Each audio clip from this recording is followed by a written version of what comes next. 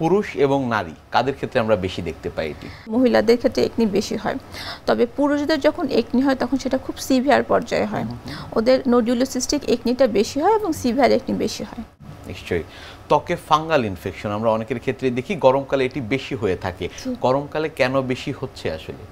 গরমকালে ঘাম বেশি হয় আমাদের, এবং ঘামটা দেখা যায় যে অনেকক্ষণ ধরে যদি জমে থাকে এবং আমরা যদি ঘামটা ক্লিন না করি, তখন দেখা যায় যে বডির যে ফোল্ডেড পার্টগুলো আছে যেগুলো কাভার থাকে ওই এরিয়াগুলোতে ফাঙ্গাল ইনফেকশন বেশি হয়ে থাকে, যেটাকে সবাই দাঁত বলে থাকে বা ছুলি বলে থাকে। তো এই ফাঙ্গাল ইনফেকশনটা কিন্তু আমাদের মাথা থেকে পা পর্যন্ত সারা শরীরেই হতে পারে, এবং ফাঙ্গাল ইনফেকশনটা পেশেন্ট নিজেই ডায়াগনোসিস করতে পারে। পেশেন্ট নিজে এসে বলে আমার দাঁত বা ছুলি হয়েছে। ইউজুয়ালি রাউন্ডের ধরনের একটা লিশন থাকে, এবং এই লিশনের মধ্যে অনেক বেশি চুলকানো থাকে, অনেক বেশি জ্বালা পোড়া থাকে, এবং পেশেন্ট বলে যে আমার এত চুলকানি হয় যে আমি কোনো জায়গায় বসে থাকতে পারি না। সেক্ষেত্রে ফাঙ্গাল ইনফেকশনের ক্ষেত্রে কিন্তু বিভিন্ন ধরনের মেডিকেশন আছে, তবে সমস্যাটা সেটা হচ্ছে যে কারো যদি এ ধরনের চুলকানো হয় বা দাঁত বা ছুলি হয়, সে প্রথমে আসলে বিভিন্ন ধরনের ফার্মেসি থেকে স্টেরয়েড জাতীয় ক্রিম ব্যবহার করে আসে ডার্মাটোলজিস্টের কাছে।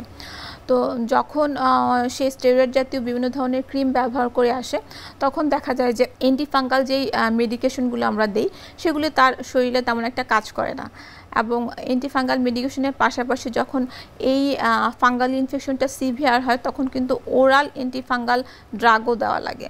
তো সেক্ষেত্রে পেশেন্ট প্রাইমারি স্টেজে আসলে খুব সহজেই মেডিসিন দিয়ে এই ফাঙ্গাল ইনফেকশনটা সারিয়ে ফেলা যায়। বাট পেশেন্ট যদি অলরেডি স্টেরয়েড ব্যবহার করে আসে, সেক্ষেত্রে দেখা যায় যে অনেক দিন ধরে এই ট্রিটমেন্টটা চালিয়ে যেতে হয়। ফাঙ্গাল ইনফেকশন নিয়ে আপনাদের কাছে আসলে পরবর্তীতে পরীক্ষা নিরীক্ষা করে আপনারা দেখেন কিনা বা পরীক্ষা নিরীক্ষার প্রয়োজন হয় কিনা?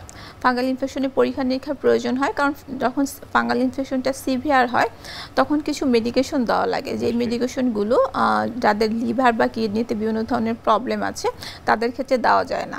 তো সেক্ষেত্রে আসলে তার লিভার এবং কিডনি স্টেজটা ঠিক আছে কিনা সেটা দেখে নিতে হয়।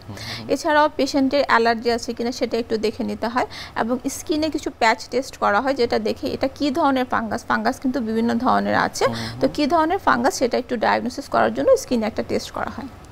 অনেকে আসলে যেটি জানতে চান সেটি হচ্ছে এই যে ফাঙ্গাল ইনফেকশন এটি আসলে ছোঁয়াচে কিনা? ফাঙ্গাল ইনফেকশনটা অনেকটা ছোঁয়াচে।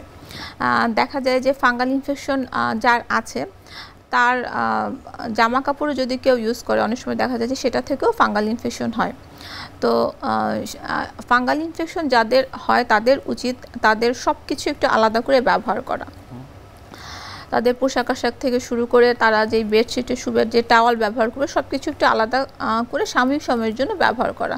যেহেতু এটা মেডিকেশন দিলে রিলিফ হয়ে যায়, তো সাময়িক সময়ের জন্য ব্যবহার করাটা আমার মনে হয় কষ্টকর কিছু না।